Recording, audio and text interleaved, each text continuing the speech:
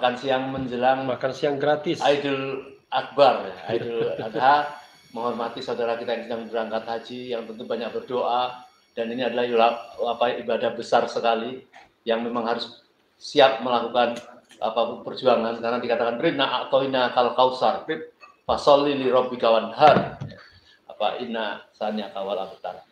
Jadi Allah telah memberikan kenikmatan yang banyak, maka kita untuk memulai melakukan perjuangan harus lebih kencangkan sholatnya. Maka ini kita tadi makan sama sebenarnya dalam rangka menyambut Idul Adha. Tetapi yang paling penting adalah nampaknya rakyat ini, para pejuang masyarakat ini masih belum siuman. Habis dilakukan serangan besar seperti orang mengatakan kayak Hiroshima di bom di Nagasaki dan Hiroshima, kemudian masih belum siuman terhadap serbuan itu. Rakyat harus bersikap seperti apa terhadap penolakan oleh MK yang sebenarnya belum ada lebih lanjut setelah itu. Hanya kemudian diresmikan oleh KPU seolah-olah menjadi kemenangan. Tetapi kita lihat kenapa banyak keraguan-keraguan terutama masyarakat dan juga di pihak pemenang itu belum ada kelihatan bahwa nampaknya melakukan langkah-langkah yang dia melihat namanya tidak percaya diri juga, karena banyak sekali tokoh-tokoh yang kita lihat itu yang dulu turut menolak dan menyerbu atas kemenangan itu, tahu sekarang banyak yang mikir. Nah, yang jadi masalah tuh seolah-olah itu berpolitik itu tidak ada agamanya gitu, tidak ada akidahnya. Seolah politik itu adalah bebas, mau melakukan apa saja, toh itu cuma mainan lah gitu. Nah, ini yang kita kepengen ada komentar dari para tokoh yang hadir ini, karena rakyat ini kan melihat siapa nih tokoh-tokoh yang masih konsisten terhadap menolak kecurangan, karena tidak mungkin membangun kebangkitan nasional, malah dikatakan berdiri di atas kecurangan-kecurangan yang itu sangat masyhur gitu, sangat tidak tertolak. Oleh karena itu saya tidak perlu menjabarkan yang lebih luas tentang gambaran ini, karena semua yang ada di sini adalah pakar semua, dan saya ini senang sekali bisa mewawancarai ada YouTuber sekali dari Bang Refli sama Bang Edi ya. Tapi yang penting di sini ada Pak Marwan dan ada Pak Sunarko dan ada guru ya. Jadi guru kita ini Pak Dr. Abdullah Eha Mahwa, semoga bisa memberikan gambaran sedikitlah kepada masyarakat biar tenang. Apakah tokoh-tokoh ini termasuk orang yang juga melipir, yang tidak melihat ada satu akidah dalam berpolitik atau tidak? Ini saya mungkin ingin Pak Refli Harun mengawali ini supaya nanti bisa diikuti oleh yang lain. Cuma bahasa politiknya itu atau bahasa hukumnya terhadap apa yang terjadi ini seperti apa gitu, Mas? Ya. Terima kasih Pak Mursalin, kawan-kawan semua ya, bapak-bapak yang hadir di sini, ada Bang Marwan, ada Pak Sunarko, ada Pak Abdullah, ada Bang Edi, ada Pak Mursalin, dan teman-teman yang di depan kita, semua YouTuber pejuang. Memang pertanyaan yang paling mendasar adalah setelah Pilpres usai ya, secara kompetisinya sudah usai, tetapi pelantikannya belum, karena rangkaian Pilpres itu sampai pelantikan sesungguhnya. Jadi belum selesai untuk satu agenda pelantikan. Jadi kita baru ada presiden elect, wakil presiden elect, tetapi belum ada penguasa yang baru. Penguasa yang ada masih Jokowi dan Ma'ruf Amin sebagai wakil presiden. Nah, memang saya sendiri, kawan-kawan semua, bapak-bapak semua, agak galau bagaimana menyikapi kemenangan Prabowo yang diumumkan oleh KPU dan kemudian dibenarkan oleh Mahkamah Konstitusi. Padahal secara subjektif, saya katakan subjektif ya, karena biar diri saya pribadi, saya masih menganggap bahwa kemenangan itu dicapai dengan securang-curangnya. Bahasanya itu segentong-gentongnya, sebabi-babinya. Kan begitu. Tapi saya tahu kalau kita baca netizen, wah ini orang yang gagal move on. ODGJ katanya, orang dengan gangguan jiwa, orang sakit hati dan lain sebagainya. Padahal insya Allah tidak begitu Pak Abdullah ya. Iya.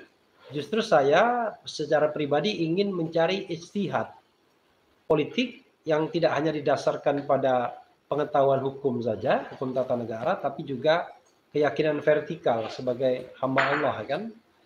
Karena itu ya satu kesimpulan yang selalu saya sampaikan, haram hukumnya ya, kita bergabung, mendukung ya atau menjadi bagian dari pemerintahan, bahkan mengakui bagian dari pemerintahan yang diperoleh dengan cara curang. Nah, boleh dong saya menyampaikan keyakinan tersebut karena kita kan bicara antara substantif, hal-hal yang sifatnya substantif dan prosedural. Secara prosedural iya memang sudah ditetapkan sebagai pemenang, tapi secara substantif saya pribadi meyakini bahwa kecurangan itu ada, terbukti, bisa dilihat, walaupun tidak dimenangkan di Mahkamah Konstitusi, itu soal yang lain. Karena itu, saya pribadi punya sikap dan tidak ingin ngajak-ngajak yang lain. Yang lain terserah. Mau ikut boleh ya? Mau ikut boleh ya. Saya sudah menyatakan beberapa kali bahwa saya tidak akan mengakui pemerintahan yang diperoleh dengan cara curang. Kemudian tidak akan ikut ya meski ditawari jabatan apapun. Wah ini berat juga 5 tahun puasa. Enggak, rezeki dari yang maha kuasa, mudah-mudahan begitu. Amin. Kan amin ya rabbal alamin. Jadi karena itulah kita mengambil, saya mengambil sikap oposisional. Jadi oposisi itu saya pahami ada oposisi within the system in parliament. Kita nanti tunggu partai apa yang akan beroposisi, apakah cuma PKS, apakah tambah PDIP, apakah tambah PKB, kita tidak tahu. Atau tidak ada. Atau tidak ada sama sekali. Dan yang kedua adalah oposisi di masyarakat, ya, sebagai check and balances. Nah, saya memilih jalur civil society. Ya, di luar parlemen ada juga itu partai yang tidak lolos parlemen, ya. Yeah. Jadi ada di parlemen, di political society, dan di civil society. Nah, saya memilih di civil society untuk terus menyuarakan sikap oposisional. Tetapi sekali lagi, karena saya orang hukum tata negara, yang saya suarakan adalah hal-hal yang konstitusional. Termasuk misalnya, kalau kita bersuara tentang impeachment, itu tidak bisa dikatakan sebagai makar. Karena impeachment itu artikel yang diatur di dalam Undang-Undang Dasar 1945 dengan syarat-syaratnya. Kalau memenuhi syarat, why not? Yang tidak boleh memperpanjang masa jabatan karena tidak ada aturannya. Kalau fixed term of office, ada aturannya, ya. Kalau mengurangi masa jabatan, ada aturannya. Tapi memperpanjang masa jabatan tidak ada aturannya kecuali negara dalam keadaan darurat. Dan itu kalau dalam darurat tidak diatur di konstitusi, ya. Tidak ada pengaturan tentang negara dalam keadaan darurat di dalam konstitusi kecuali cuma perintah untuk membentuk perpu, ya. Jadi sekali lagi sikap saya jelas, tidak pernah mengakui pemerintahan yang dicapai dengan cara curang, karena dan baru saya mendapat tausiah dari Pak Abdullah, ya, haram hukumnya. Ya sudah, saya ngikuti saja. Haram secara duniawi dan haram secara akhirat. Wassalamualaikum warahmatullahi wabarakatuh. Oh, baik. Yes. Keren. Baik, sebelum ke Pak Abdullah, saya mohon Pak Marwan, karena saya lihat Pak Marwan beberapa kali di podcast penegasannya mirip dengan apa yang disampaikan Pak Refli tadi. Tetapi karena beliau itu orang eksak, ya, mungkin lebih eksak, lebih ngecek lagi. Kami silakan Pak Marwan. Ya. Oke, ini Pak Marwan.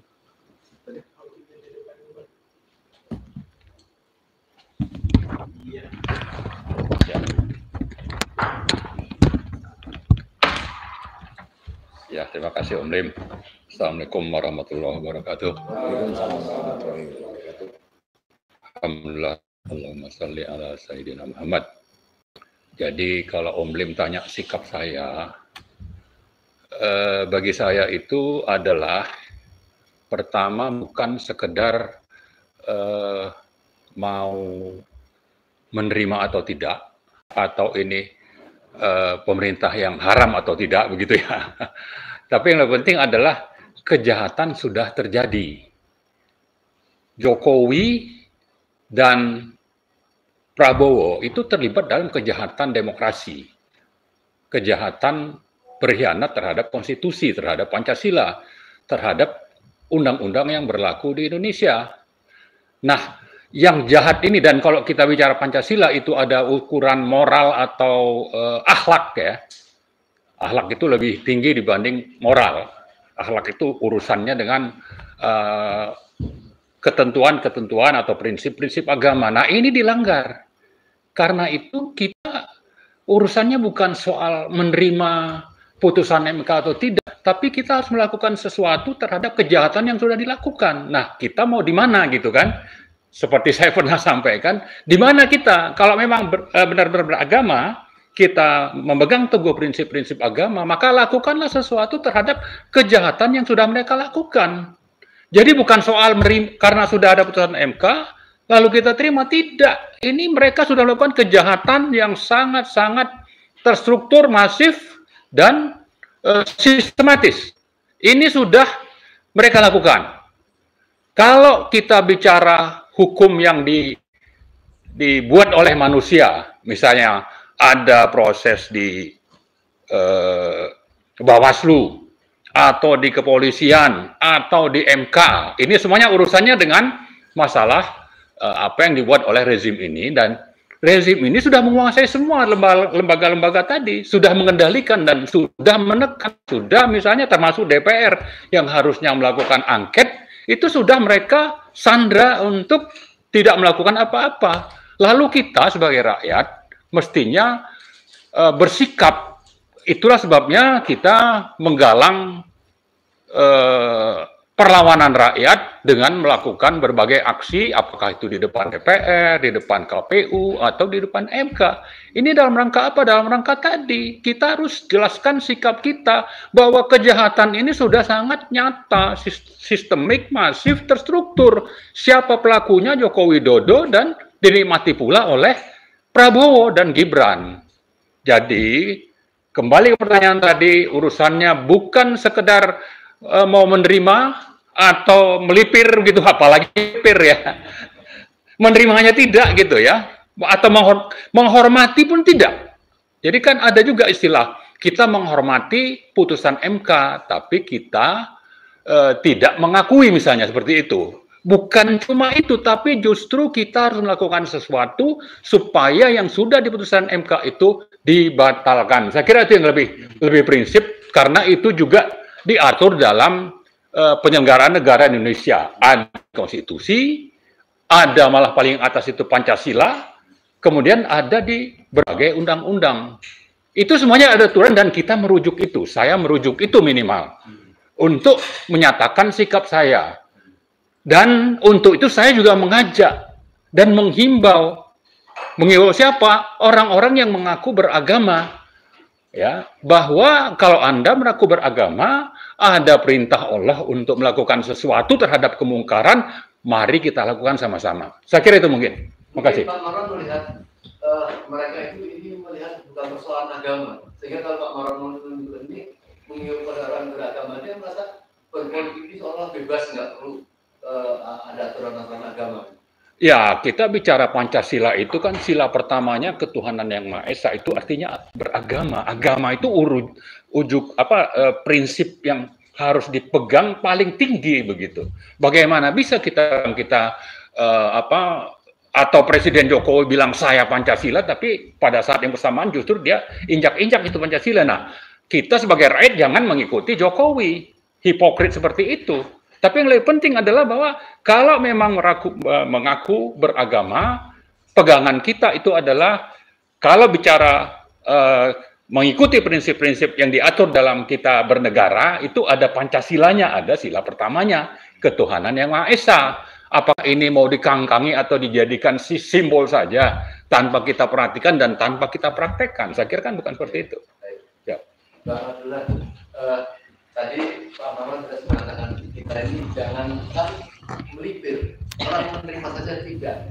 Nah, sementara kemarin sempat terjadi, walaupun sekarang tidak ramai lagi, sudah ada secara internal ataupun mungkin kelompok-kelompok yang punya maksud tertentu membuat semacam kabinet dibentuk gitu, dan sudah ramai supaya bisa diakomodasi semua menjadi 40 menteri dan sebagainya. Nah, sikap terhadap tegas penolakan ini apa terhadap penyusunan kabinet itu, atau tidak perlu diperhatikan untuk penyelesaian ini dulu, atau seperti apa? Bagi saya, hasil Pilpres 2024 akan mengakibatkan korupsi Indonesia makin meningkat secara berlipat ganda. Kenapa? Karena biaya yang dikeluarkan oleh mereka, baik sebagai pemenang presiden, wakil presiden, anggota legislatif pusat maupun daerah, itu mengeluarkan sekian triliun rupiah. Dan dengan demikian maka salah satu tugas atau pekerjaan mereka begitu dilantik adalah bagaimana mengembalikan uang yang dikeluarkan itu. Ilustrasi salah seorang caleg di Sulawesi Selatan, anak dari menteri yang masih aktif sekarang, dia mendapat suara tertinggi, 150.000 suara di Sulawesi Selatan. Untuk 150.000 suara itu dia bayar 1 juta satu orang. Iya, jadi 150 miliar. Betul. Jadi bagaimana dia mau kembalikan itu? Maka dia akan lakukan segala macam usaha. Apakah melalui APBN, melalui apa bla bla dan proyek-proyek dan seperti itu. Itu baru satu anggota DPR di Sulawesi Selatan, anak menteri yang masih aktif sekarang. Nah, begitu juga kalau orang-orang yang menawarkan diri untuk menjadi jabatan apa segala macam, kalau misalnya tadi Pak Mursalim mengatakan bahwa tidak berhubungan dengan agama, maka kemudian sila pertama yang disebutkan Pak Marwan itu diabadikan dalam pasal 29 ayat 1 Undang-Undang 45, negara berdasarkan atas ketuhanan yang Maha Esa. Jadi Indonesia itu sejatinya adalah negara tauhid. Ayat 2 mengatakan negara menjamin kebebasan setiap negara untuk memeluk agamanya dan melaksanakan ajaran agama dan seterusnya. Jadi berarti bahwa tidak bagi seorang muslim apakah Prabowo, apakah Jokowi, apakah Gibran, lain hanya kalau Islamnya munafik. Nah, itu terserah. Tapi kalau Islam betul, maka dia harus berpegang pada hal seperti itu. Sehingga menurut satu hadis yang populer sekali bahwa jangan berikan jabatan kepada orang yang meminta. Nah, jadi oleh karena itu maka kalau mereka meminta dan dikasih berarti itu karena ada saling menyandra, saling mengikat. Bapak saya pilih, tapi nanti Bapak kasih saya 5 kursi, 6 kursi, 7 kursi dan bla bla bla seperti itu. Nah, itu menjadi satu prosedur. Terus ada yang mengatakan, oh bisa Nabi Yusuf itu meminta jabatan. Padahal Nabi Yusuf itu diminta oleh raja untuk duduk di dekat saya. Jadi diajak karena Yusuf punya kompetensi. Maka kemudian setelah sudah diajak, maka dia bilang, kalau begitu berikan saya untuk mengurusi persoalan keuangan bendahara karena punya kompetensi. Dalam ilmu manajemen itu disebut dengan kompetensi. Jadi jangan sampai kemudian dilantik menteri, baru kemudian 7 bulan ditangkap oleh KPK. Nah, karena tidak punya kompetensi seperti itu. Ada yang menggunakan dana bansos menteri sosial beberapa belum setahun, kemudian sudah seperti itu. Nah, jadi oleh karena itu maka ini korupsi akan menggila-gila seperti itu. Kita lihat apakah misalnya Prabowo mau memberantas korupsi? Tidak mungkin. Tidak mungkin. Kenapa? Prabowo punya 2 kasus di KPK. Pesawat terbang yang setelah protes dibatalkan. Itu. Tapi sudah bayar fee. Ya. Yang pesawat tua itu. Ya, itu. Kata komisi. Anak buah Prabowo bahwa itu dibayar dengan uang pribadi. Sehingga tidak ada menimbulkan keuangan negara. Saya katakan di Undang-Undang Tindak Pidana Korupsi itu hanya 2 pasal yang bicara tentang kerugian keuangan negara. Pasal 2 dan pasal 3. 28 itu tidak ada kerugian keuangan negara. Gratifikasi, tidak ada kerugian keuangan negara. Menyuap, tidak ada kerugian keuangan negara. Jadi itu masuk dalam pasal percobaan. Karena belum terjadi percobaan. Dan pengalaman saya di KPK pernah tahan penjara, baru percobaan. Yang kedua food estate. food estate itu dibentuk yayasan, partainya kemudian dilaksanakan. Kemudian anak buahnya Prabowo mengatakan itu uang pribadi, tidak dipakai. Tetap saja bahwa di dalam ketentuan pengadaan barang dan jasa, satu proyek yang di atas nilainya 250 juta itu harus dilelang. Ini miliaran, triliunan, tidak dilelang. Seperti itu. Jadi meskipun dia pakai uang pribadi, tapi itu melanggar ketentuan. Kalau iya, uang pribadi. Kalau katakanlah betul seperti, tapi tetap kena. Sehingga Jokowi akan menggunakan itu. Kalau Prabowo macam-macam, dia akan suruh KPK. Kenapa? Pansel yang dibentuk oleh Jokowi sekarang itu 5 orang menurut undang-undang, tidak disebutkan berapa orang pemerintah, berapa orang masyarakat, hanya disebutkan unsur pemerintah, unsur masyarakat. Tapi sudah disebutkan deklarasi 5-4. Pemerintah, 4 masyarakat.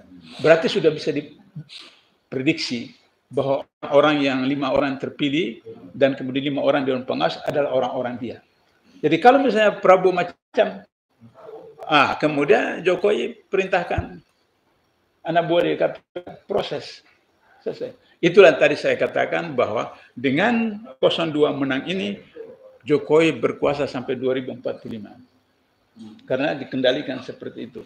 Nah, oleh karena itu maka tidak ada pilihan lain bahwa harus kita melakukan usaha upaya, saya garis bawahi pernyataan saudara Refli, konstitusional, ya, konstitusional. Apakah angket, apa saja, kemudian ke MK, apa segala macam seperti itu, ke DPR dan seterusnya. Sehingga kemudian mudah-mudahan insya Allah anggota DPR, anggota MK dapat hidayah sehingga mereka ini kalau dibiarkan nanti tambah berbahaya dan seterusnya. Nah, kemudian bisa melakukan hak angket dan hak angket itu bisa sampai kepada pernyataan pendapat bisa sampai ke MK. Tapi tadi Bang Abdullah mengatakan bahwa sulit bagi Prabowo untuk melakukan status penugasan karena ada pengawasan itu. Yeah. Tapi sementara banyak orang yang mengharap atau berharap yang sedang melipir ke Prabowo dengan harapan dia mampu menindak baik Gibran ataupun Jokowi itu mana yang lebih memungkinkan? Ya. Sama yang kedua, kalau dia muncul dilantik, apakah dia bisa melindungi dari kasus-kasus yang sebenarnya masih diperkirakan? Artinya mereka yang mendekati Prabowo itu kan tadi saya katakan teori pertama itu bahwa mereka sudah keluarkan sekian miliar, sekian juta pun itu kan harus kembali. Maka kemudian untuk kembalinya itu kan harus berdekat dengan penguasa. Kan Prabowo pernah mengatakan bahwa 20 tahun tidak masuk dalam pemerintahan, maka perusahaannya habis kelam kabut dan seterusnya. Nah karena itu susah bisnis. Karena itu masuk. Setelah 4 tahun 5 tahun ini maka kemudian berkembang sehingga bisa dimengerti kalau memang perusahaannya susah, bagaimana dia pakai uang pribadi untuk bayar fee pesawat itu, terus bagaimana uang pribadi untuk bayar food estate, berarti memang sudah relatif makmur ketika masuk dalam itu. Nah, orang-orang seperti ini juga seperti demikian. Mereka berharap bahwa biaya yang sudah mereka keluarkan seterusnya agar bisa dikembalikan dengan ketika berada di sekitar penguasa seperti itu. Tapi apakah kemudian Prabowo bisa melakukan itu? Maka kemudian nanti ada serangan dari masyarakat segala macam, kemudian terus perabotannya mereka, bagaimana pendapat Bapak, saudara-saudara? Maka kemudian ada cerita 3 ekor sapi, ya, warna hitam, warna putih, warna coklat, datang seekor singa, nanti saya cuma mau bunuh itu saja, kalian dua tidak apa-apa. Maka dia hantamlah, dia makanlah itu, yang warna putih. Sudah itu selesai, datang ke warna coklat. Nah, begitu juga. Terakhir warna hitam. Kata hitam dalam hati, saya sudah duga bahwa nanti giliran saya juga seperti begitu. Nah, jadi kita belajar dari ilustrasi 3 ekor sapi itu, maka kemudian kalau mereka ditanya oleh pendapat oleh Prabowo, maka mereka katakan terserah Bapak saja Pak. Kami ikut saja Pak. Seperti Bapak. Nah, Prabowo akan terbelenggu seperti itu. Lantas kemudian orang mengatakan nanti menegakkan HAM, kasus-kasus HAM yang lama akan ditangani, dibongkar. Bagaimana kalau orang bilang kasus 97, 98, Prabowo termasuk yang menculik seperti itu? Bagaimana bisa mengadili dirinya sendiri dan seterusnya? Belum lagi misalnya nanti Pak Narko ini akan bisa menjelaskan beberapa jenderal yang menjatuhkan hukuman memecat Prabowo sebagai jenderal TNI aktif, itu kemudian sekarang berada sama-sama dengan beliau. Ini kan Indonesia itu negara aneh bin ajaib betul. Di dunia ini cuma mungkin seperti Indonesia, seperti itu. Nah, sehingga akhirnya kan apa? Ya, jenderal kehormatan. Itu tahun 95 ya Pak ya? 97-98 penculikan. Nah, jadi saya mau tutup dengan apa namanya cerita riwayat hadis bahwa sekali waktu kata Nabi, kalian itu nanti seperti buih ditiup angin dasen. Kata sahabat, apakah jumlah kami kecil? Kata Rasulullah, justru jumlah kalian banyak. Hari ini kita sudah 2 miliar. Umat Islam di dunia sudah 2 miliar. Seperti itu. Kata Rasulullah, kalian hubud dunia wakrihal maut. Cinta dunia, takut mati. Nah, cinta dunia inilah yang kemudian akhirnya seperti tadi itu. Tapi pengalaman saya menunjukkan bahwa tikus itu mati di lumbung padi. Semua itu mati di gula. Nah, jadi begitu sama sana, itu. Alhamdulillah beliau ini cuma 4 bulan berada di daerah apa namanya? Daerah panas. Daerah nyaman. Daerah nyaman. Seperti itu. Nah, oleh karena itu maka kalau mereka orientasinya dunia, ya seperti itu. Nah, dan kemudian 2045 bukan Indonesia emas, mungkin Indonesia tembaga. Cemas. Indonesia cemas seperti itu. Saya kira itu Pak Mursalin. Baik. Kepada Pak Sunarko, saya perhatikan di beberapa pertemuan itu banyak gerakan-gerakan di masyarakat yang ingin tetap menolak pada kasus ini dan meminta Pak Sunarko untuk menjadi penasehat atau ikut di dalam bergabung untuk penolakan itu banyak sekali. Pak Sunarko gimana menilainya? Kalau sikap Pak Narko sudah beberapa kali kita dengar, tapi terhadap mereka-mereka yang ingin Pak Narko memimpin untuk melakukan perlawanan penolakan itu seperti apa? Assalamualaikum warahmatullahi wabarakatuh. Terima kasih Pak Mursalin, Bapak-bapak dan sekalian yang saya hormati. Menjawab apa yang tadi Pak Mursalin tanyakan. Pertama tentang sikap saya. Sikap saya sebenarnya sama dengan yang tadi disampaikan oleh Bapak-bapak. Kita bangsa Indonesia ini punya dasar negara Pancasila. Kita tahu sila pertama itu adalah ketuhanan yang Maha Esa. Itu dasar negara. Jadi seluruh warga negara harus berbangga pada itu. Jadi seluruh orang warga negara Indonesia itu harus beragama. Harus beragama. Dan tidak ada bagian kecil apapun dalam kehidupan itu yang lepas dari norma yang berlaku di agama itu. Atau yang terlepas dari akidah agama yang dianut. Nah, berkaitan dengan pemilu yang baru lalu, memang telah diputuskan oleh KPU dan kemudian dikuatkan oleh MK. Yang menang adalah pasangan 02, Prabowo Gibran. Itu kata KPU dan kata MK. Dan katanya juga bahwa rakyat harus menerima. Nah, saya pribadi tidak menerima itu. Karena saya tahu KPU itu curang, MK itu juga sami mawon.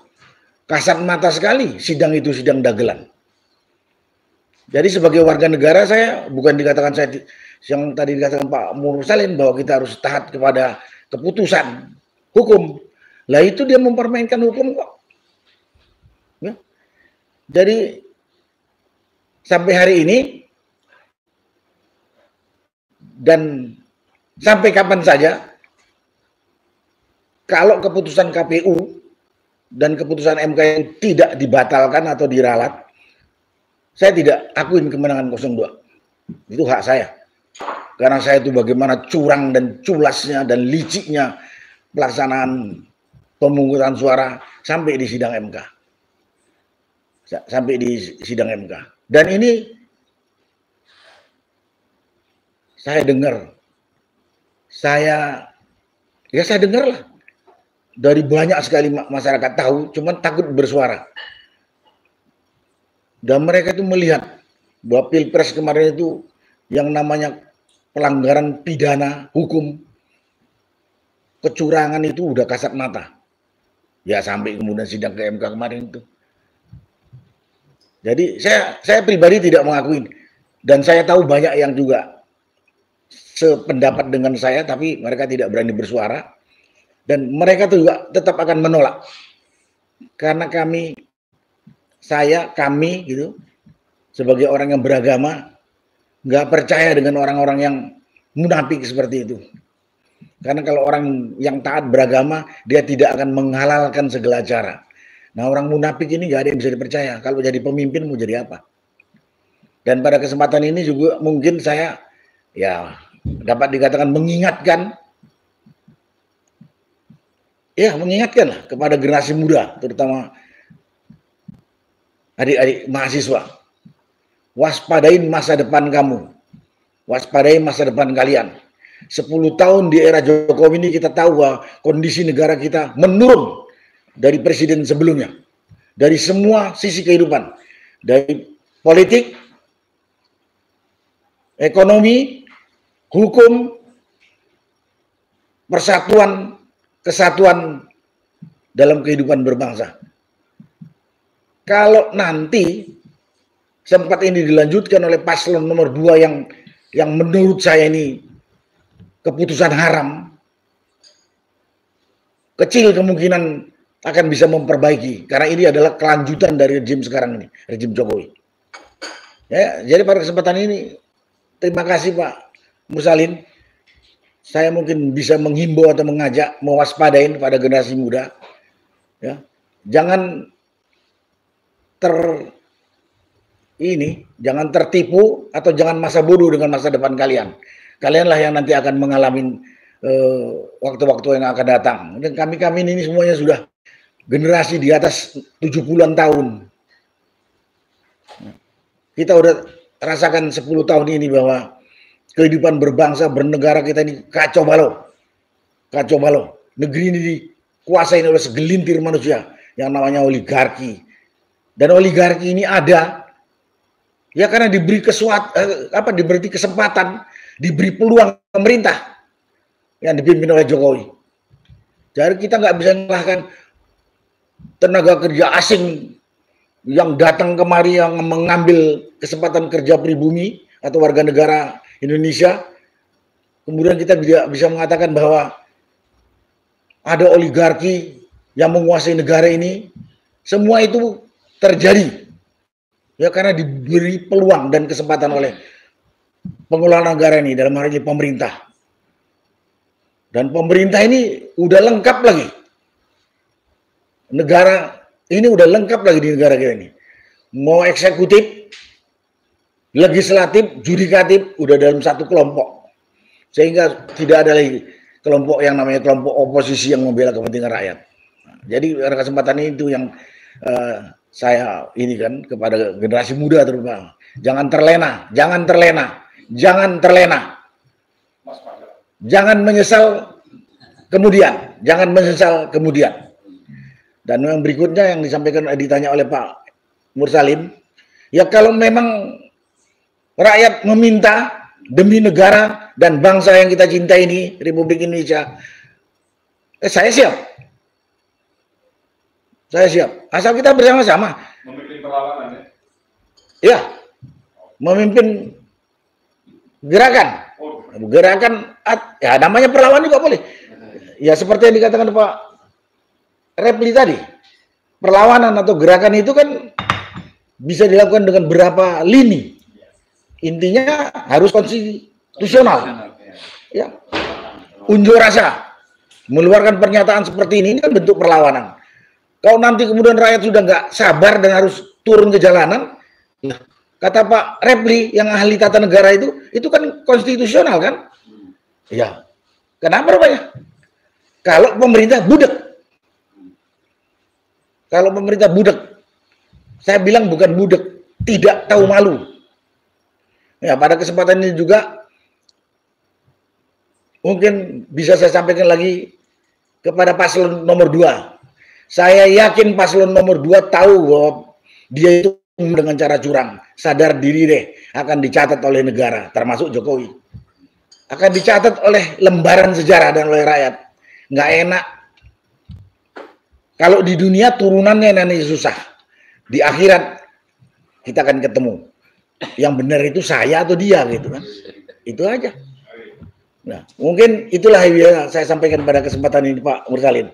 Terima kasih. Wassalamualaikum warahmatullahi wabarakatuh. Waalaikumsalam warahmatullahi wabarakatuh. Jadi kalau memang di dalam Masih meeting, saya nyusul. Ya. di dalam agama Ya, waduh, sorry, Assalamualaikum. Ya, perlawanan itu, kalau Rasulullah kan mengatakan kalau kita anggap semua ini baik yang di sana ataupun di sini saudara, Rasulullah mengatakan tolonglah saudaramu yang terzolimi atau yang terzolimi. Kalau menolong orang yang terzolimi, ya banyak yang sedang kita lakukan. Tapi kalau menolong orang yang menzolimi, itu kan menghentikan kezolimannya. Menghentikan itu tergantung. Kalau memang dikriminalisasi, ya kita tolak kriminalisasi. Kalau betul-betul menyerang secara fisik, ya memang harus dilakukan secara fisik, bisa seperti itu. Nah Bang Edi nih, menarik ini. Bang Edi ini kan dari awal, sebelum Pilpres saja, sudah mengatakan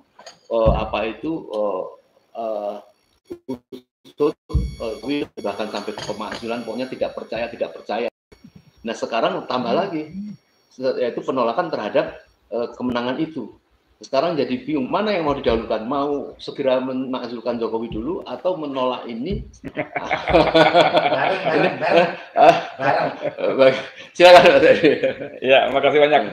Assalamualaikum warahmatullahi wabarakatuh. Waalaikumsalam. Jadi warahmatullahi wabarakatuh. emang menarik ya bahwa bagian orang Islam kita tuh kan bahkan jangan bawa-bawa agama ke politik. Lebih fokus lagi di masjid, jangan ngomong politik, ya kan? Nah, kalau yang ngomong gitu, saya ingin sarankan buat teman-teman yang di masjid jangan ngomong politik, jangan bawa-bawa agama dalam politik. Tanya sama orang itu, Mas, sampean Nabi ini sopo? Sampai Nabi ini sopo. Kenapa? Kalau Nabi saya, Nabi Muhammad SAW, itu berpolitik. Di masjid juga berpolitik. Memang beliau mengajarkan tauhid di masjid, mengajarkan sholat, zakat, puasa di masjid. Tapi beliau juga menulis surat kepada kaisar, kepala suku, raja dari masjid. Itu kan surat diplomatik sekarang kita sebutnya. Surat antar kepala negara diplomatik. Bahkan beliau juga mengangkat gubernur Amir bin As dari di Mesir, di masjid juga. Mengangkat si Anu jadi gubernur di masjid juga. Siapa yang bilang urusan gubernur bukan urusan politik? Luar biasa lagi, beliau mengangkat panglima perang dan mengirim pasukan dari masjid juga. Mana bukan kita sebut perang bukan urusan politik. Itu yang pertama. Jadi apalagi tambah tadi Bang Marwan juga menyebut kita di Pancasila, sila pertama, ketuhanan Indonesia itu agama, nggak bisa enggak. Kemudian soal apa? Jangan mencampur adukan, itu memang di Al-Baqarah juga disebut jelas-jelas itu bahwa di surat ke-42 ya, ayat 42. A'udzubillahi minasyaitonir rajim. Wala talbisul haqqo bil batil wa taktumunal haqq wa antum ta'lamun.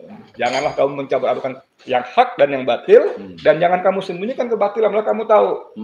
Nah, kalau revisi kan bagus sekali nih waktu kemarin itu pun bukan yang pertama, tapi saya sengaja amplifier bahwa haram hukumnya mendukung pemimpin yang memperkuasa dengan curang. Itu batil. Jadi ayat tadi kenal kali ya. Cocok. Ini udah jadi Ustadz Kiai Haji Refli Harun ini. Gitu, Saya menggunakan rational thinking. Dari cari dukungan lagi. Betul nggak Ustadz Robri? Cari dukungan.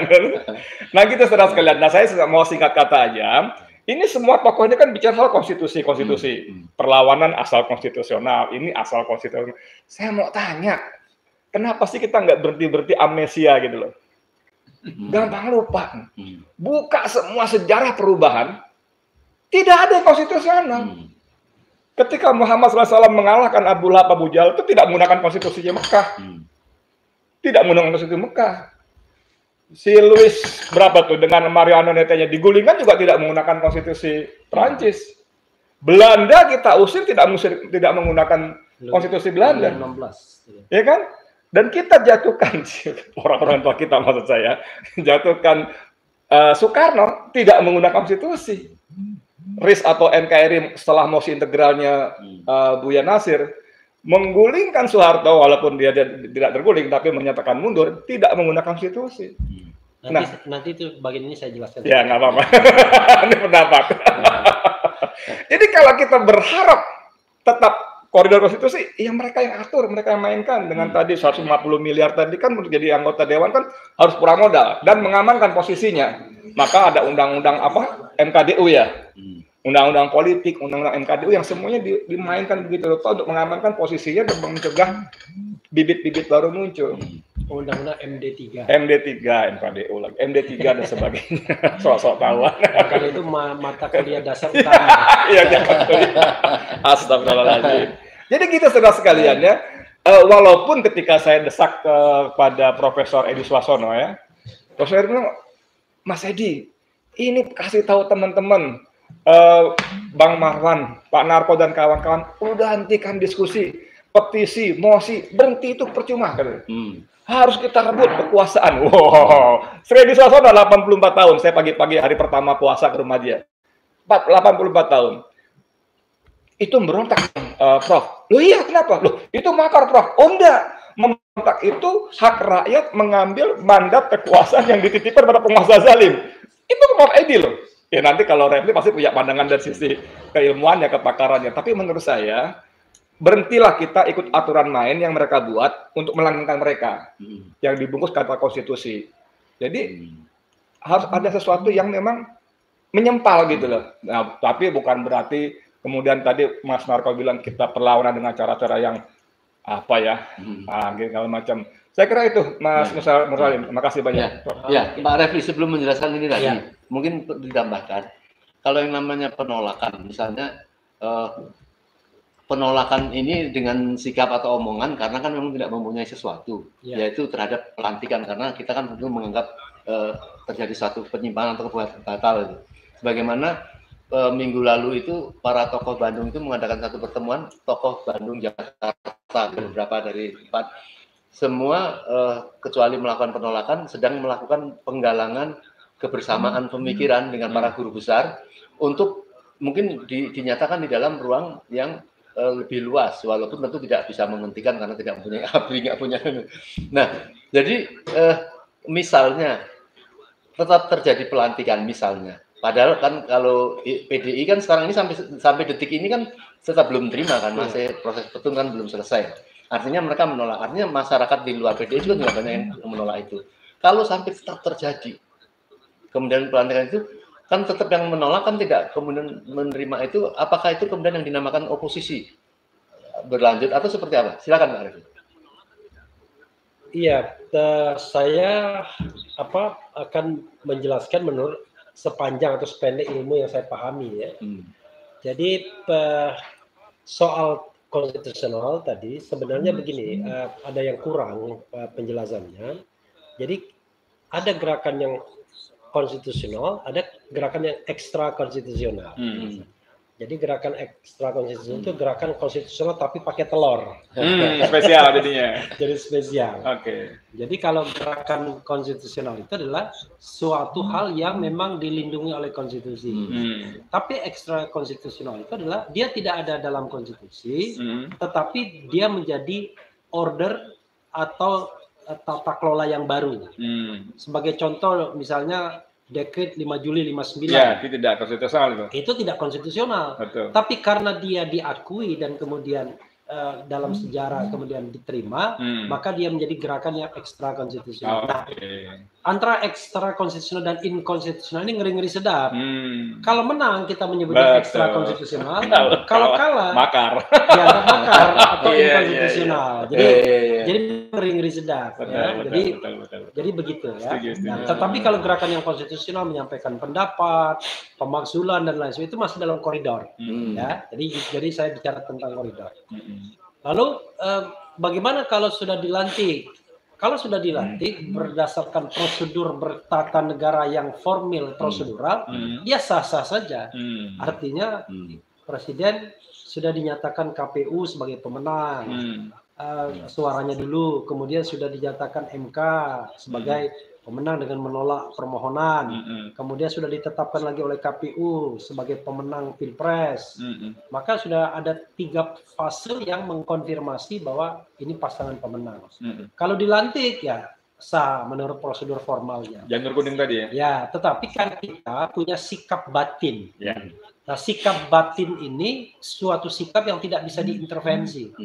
Makanya kalau di dalam konstitusi itu adalah yang namanya hati nurani, ya, Tidak bisa diadili. itu tidak bisa diintervensi, tidak bisa dikurangi dalam keadaan apapun. Jadi kalau kita misalnya pikiran dan hati nurani kita mengatakan ini curang dan saya tidak mau mengakuinya, itu nggak boleh diintervensi oleh negara. Nah, tetapi kalau pikiran dan hati nurani kita itu dijelmakan dalam gerakan yang tadi ekstra konstitusional dan lain sebagainya, nanti kita akan berhadapan soal hukumnya bagaimana. Sepanjang kita cuma omong-omong doang seperti ini, maka harusnya kan dilindungi bagian dari kebebasan berpendapat, baik secara lisan maupun tulisan. Tapi kalau kita mengadakan unjuk rasa masih dalam koridor seperti itu. Kalau kita misalnya menuntut presiden yang terpilih mundur atau yang sekarang mundur, masih dalam koridor konstitusional. Tapi kalau kita nanti memaksa mereka turun, Mengangkat senjata apalagi ya apalagi mengangkat senjata, nah itu sudah urusannya sudah berbeda. Ya, itu wilayah yang nanti saja kita bicarakan. Karena itu Orangnya udah pulang duluan. wilayah yang kita harus lihat bagaimana kondisinya. Kalau menang jadi new order, ya kan? Berarti order baru, masuk order yang baru, tata kelola yang baru. Kalau kalah, masuk penjara, kira-kira begitu. Tetapi sekali lagi, itu kan sesuatu yang kita bicarakan nanti, ya. Sekarang ini kita tetap menjalankan koridor-koridor konstitusional, baik ke parlemen, turun ke jalan, beropini, semuanya dalam wilayah konstitusional. Kita tidak angkat senjata hari ini. Kita tidak kemudian menyerukan jatuhkan pemerintahan atau bunuh presiden, tidak. Kita mengkritik bahwa kemenangannya curang, karena itu sikap dasar hati nurani kita tidak boleh diintervensi, karena itu adalah hak asasi dan lain sebagainya. Itu tambahan penjelasan dari saya. Makasih. Assalamualaikum warahmatullahi wabarakatuh. Dari Ustadz Refdi Harun. Tapi kalau di dalam agama bisa mengakomodasi semua itu, Mas Raffi. Misalnya kan dikatakan man ro'a minkum al-munkar fal yughayyiru biyadihi. Wa in lam yastati fa bi lisanihi wa in lam yastati bi qalbi.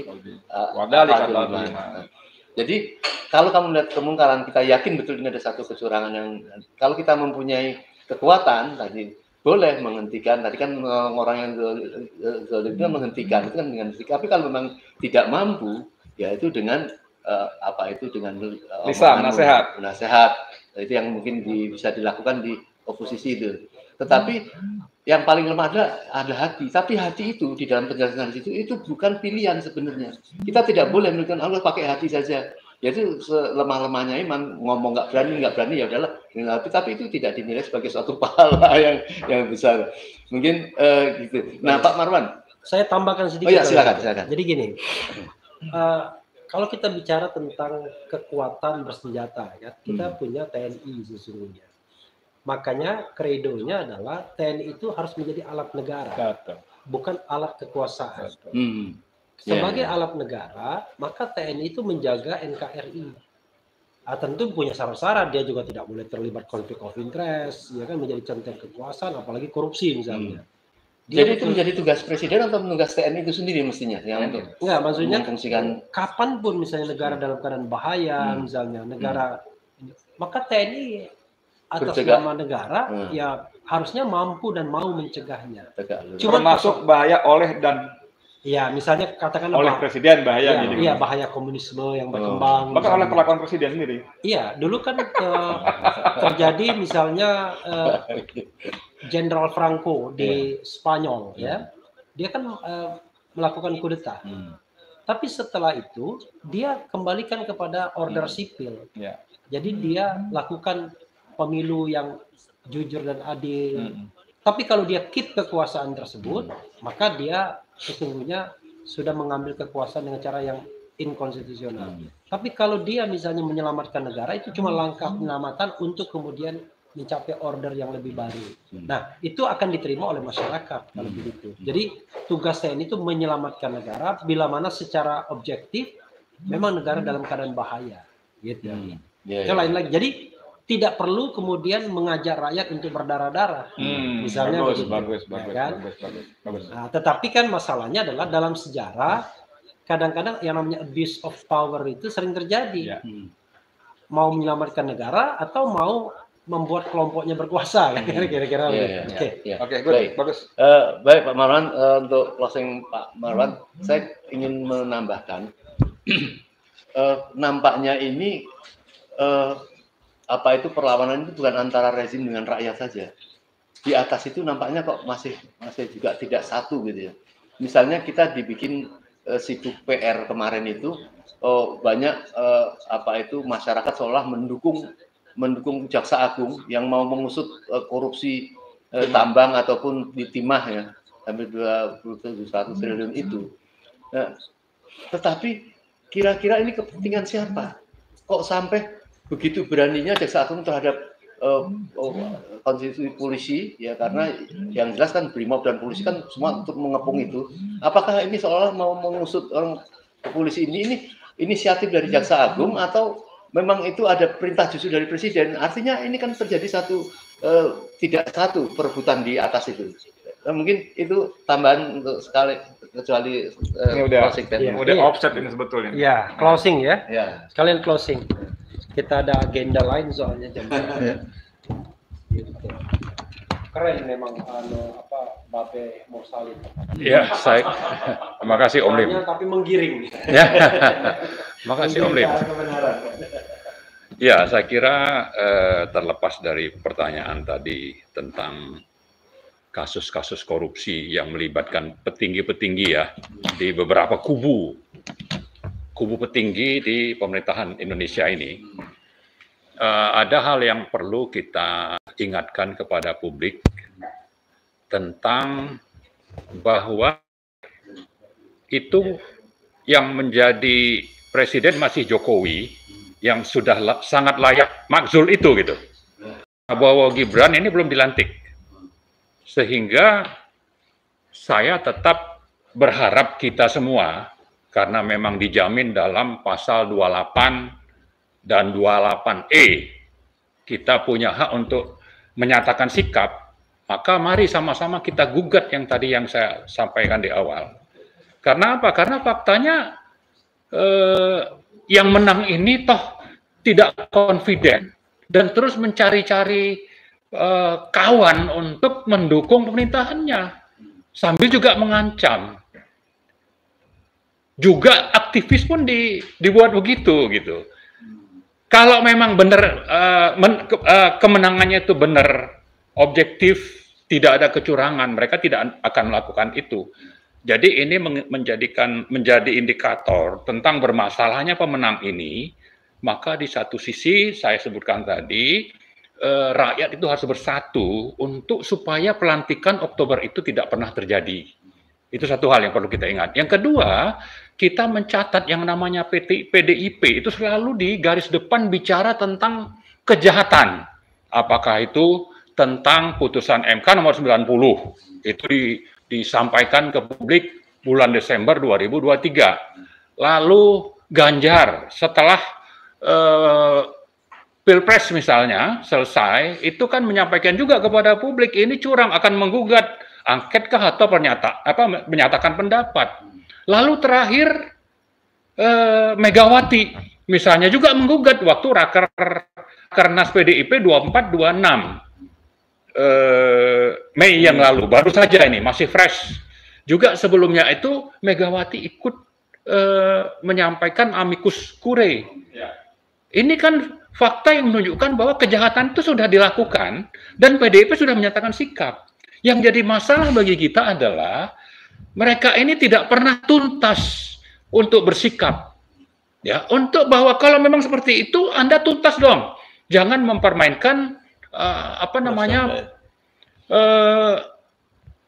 sikap dari masyarakat begitu. Ini seolah-olah kan ngasih harapan tapi nyatanya tidak pernah tuntas. Sama juga partai yang mengaku partai dakwah misalnya. Kalau ini menurut agama sudah benar-benar melanggar, maka mari sama-sama bersama rakyat untuk menggugat. Misalnya waktu demo itu apa tidak pernah mengirim anggotanya untuk ikut bersama rakyat menggugat misalnya. Nah, jadi karena itu saya berharap sebetulnya PDIP lalu PKS minimal dua ini ya bersatu dengan rakyat untuk membatalkan pelantikan Oktober nanti.